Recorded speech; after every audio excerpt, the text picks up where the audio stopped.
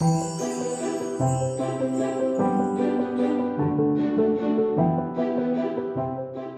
this project, we make metal wall art, just like you see in the images in the introduction. This is a workflow-based tutorial. There is a link to a detailed Autodesk Fusion class for beginners in the comments and in the video description, so look there if you want to go through it step by step. I'll also post some finances at the end of the video, so make sure that you look there if you're interested in costs.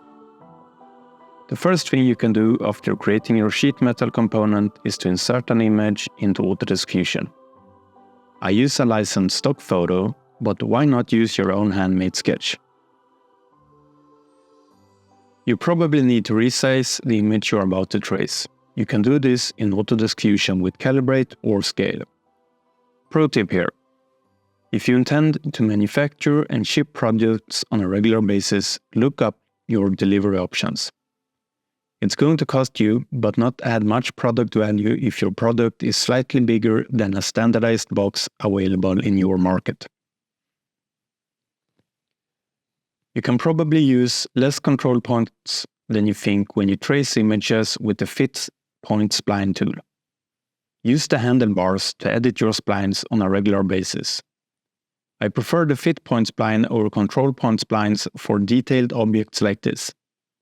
The control point spline is more mathematically correct and better suited for other tasks, in my opinion.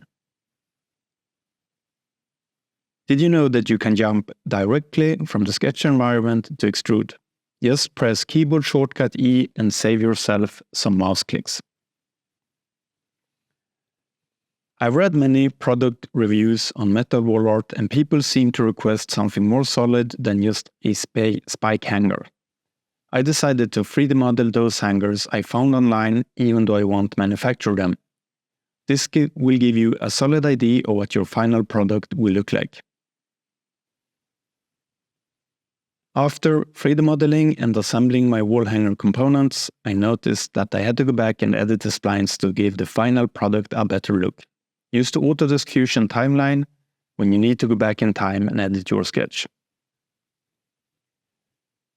It's a good idea to ship a drawing along with your DFX or step files when you do business with manufacturers.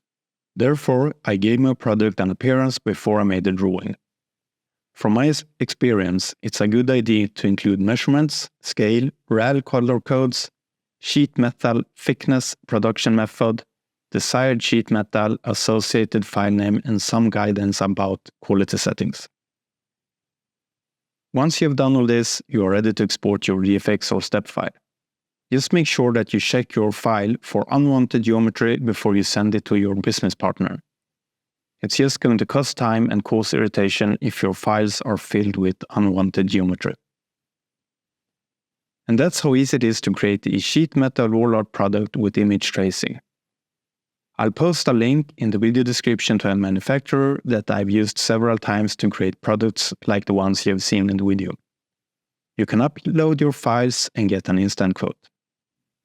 Before I post the finances, I just want to say thank you for taking this tutorial and don't forget to subscribe to the channel if you find content like this helpful. Thank you.